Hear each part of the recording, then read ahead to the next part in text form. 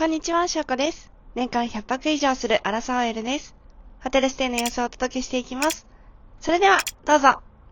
2025年2月26日のオープンからもう何回行ったんですかねっていうくらい訪れているザ・ゲートホテル横浜バイヒューリックにまた行ってきました。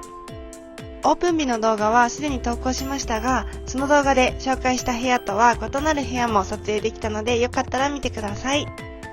オープン日に撮影した動画はこちらからご覧いただけます。ホテルまでの行き方はこちら。詳細確認したい方は動画を止めてご確認ください。14時半頃ホテルに到着いたしました。ちょっとお腹が空いたので1階のレストランアンカーグリル横浜に行ってきました。メニューはこんな感じです。名物のゲート横浜パイシチューをいただきました。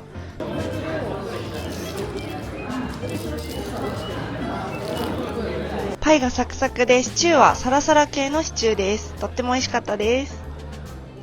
15時チェックイン。今回宿泊したのは3階の313。それではルームツアーからスタート。このお部屋はモデストのお部屋になっています。ベッドはシモンズのマットレスです。ベッドサイドにコンセント一口と USB タイプ C ポートが一口あります。ベッド上のパジャマは二重ガーゼの優しい肌触りです。隣に机と椅子があります。机は昇降できるようになっています。棚にはティッシュと客室電話が置いてあります。引き出しを開けると、伝票、ランドリーバッグ、ランドリー伝票が入っていました。その下の引き出しには金庫があって、ノートパソコンも入るようなサイズになっています。机近くのコンセントは2口です。コンセントが机から微妙に遠くはあります。窓際には加湿機能付き空気清浄機が置いてあります。ベッドの反対側はこんな感じです。この変な箱はなんと冷蔵庫です。中身は空っぽです。棚の上にはコーヒーマシンとコーヒーカプセル、水が置いてありました。引き出しの中にはメモ帳とペン、充電ケーブル、ティーバッグトレイ、スプーン、コースターが入っています。充電ケーブルは3タイプの枝分かれになっているタイプです。ミルク、砂糖、パルスイートも入っていました。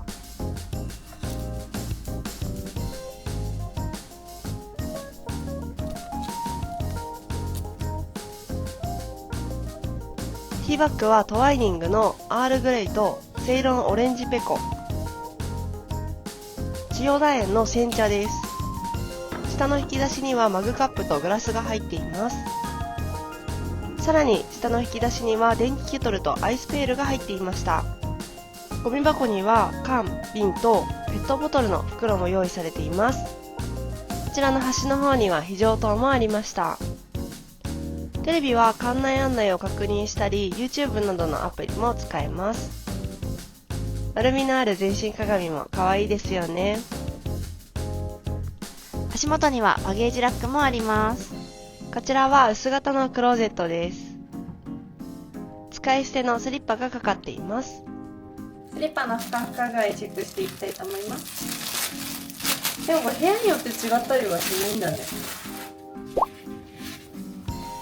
こんな感じ。ちょっと残念なんだよな。そこペロペロで。足元には衣類スチーマーと消臭スプレーが置いてあります。側面にはシューブラシとシュークリーナー、靴べらがありました。こちらの扉を開けると水回りになっています。こちらも丸っこい形で可愛いですよね。洗面台はこんな感じです。フェイス&ハンドソープは株式会社フィードのもの。ティッシュとグラスとアメニティ類が置いてあります。2つ目、歯ブラシセットです。さっきはね、揃ってんの。そして歯磨き粉、ちっちゃめサイズ。続いてヘアブラシ。櫛の本数は多めです。2つに折ったりはできないタイプです。カミソリ。すごいチープな感じじゃない？ 3 枚刃です。そしてシックのシェービングクリームも入ってます。こちらがヘアネットです。こんな感じ。4ットンセットです。コットン2枚と、あと綿棒2本が入ってます。日常使いしてるやつ。株式会社フィードのハンド&ボディクリーム。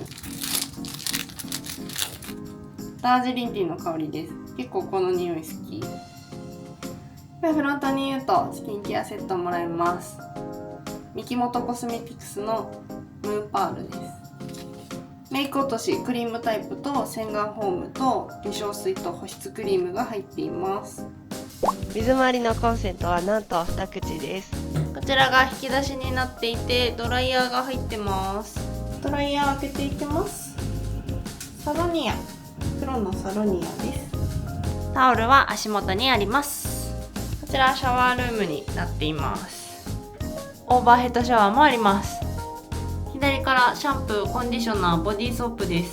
株式会社フィードのものでダージリンティーの香りのやつです。ウォータープレッシャーチェック、水圧をチェックしていきたいと思います。モード変更ある？部屋による違いはなさそう。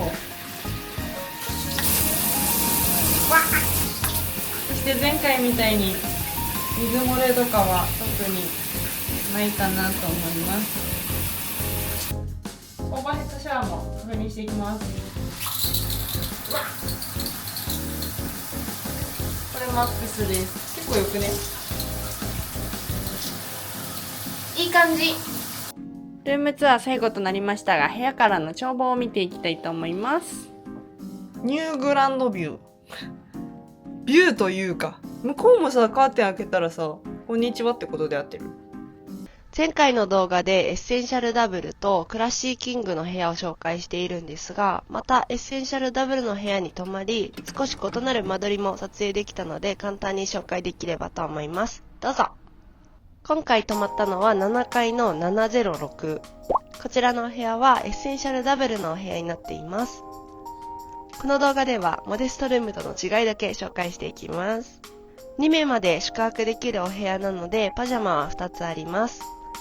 ベッドのサイズはダブルサイズになるので両サイドに USB ポートとコンセントが1口ずつありました。テーブルと椅子もあります。昇降デスクや昇降チェアはなくなり、こういったデスクスペースになります。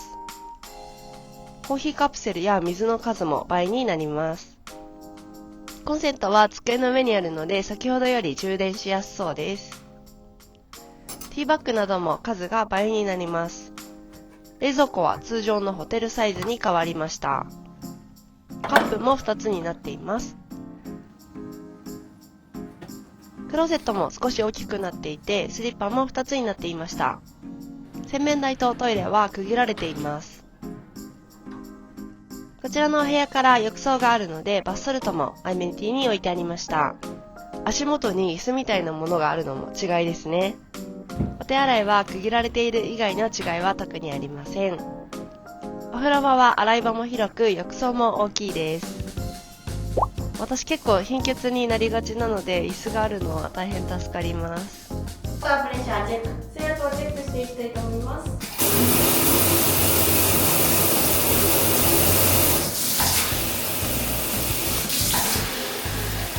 部屋関係なくちゃんと良好。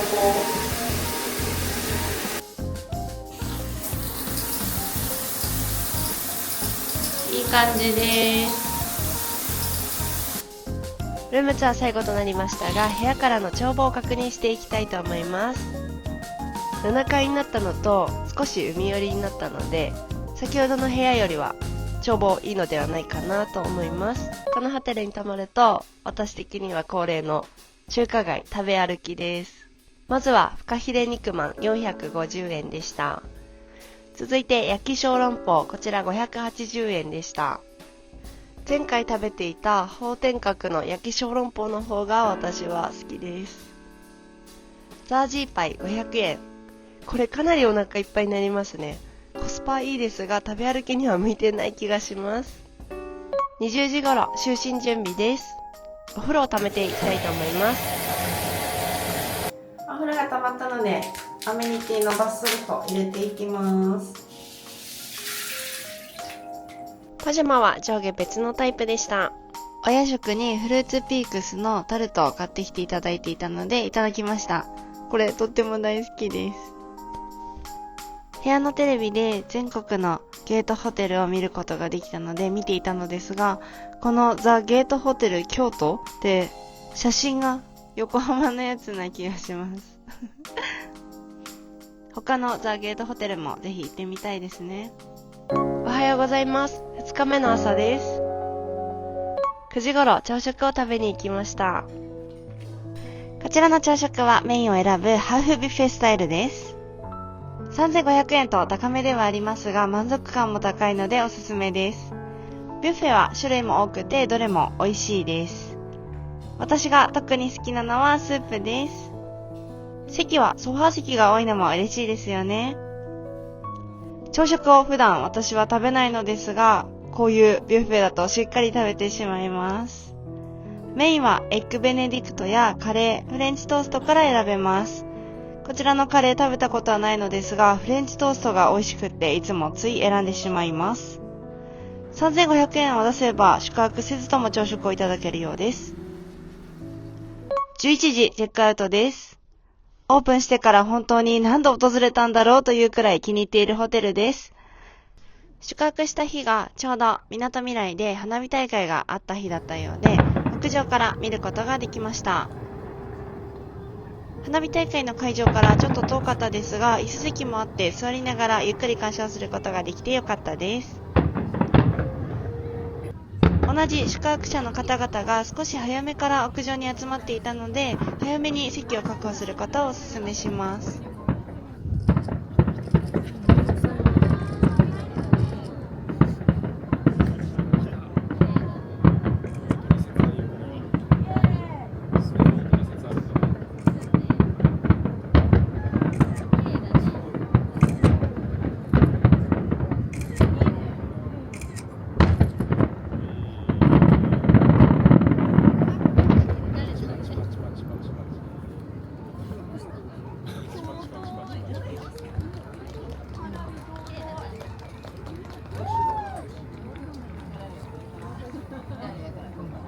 このチャンネルではアラサー OL がいろいろなホテルの滞在記を配信しています。よかったらチャンネル登録と高評価をよろしくお願いいたします。最後までご視聴くださりありがとうございました。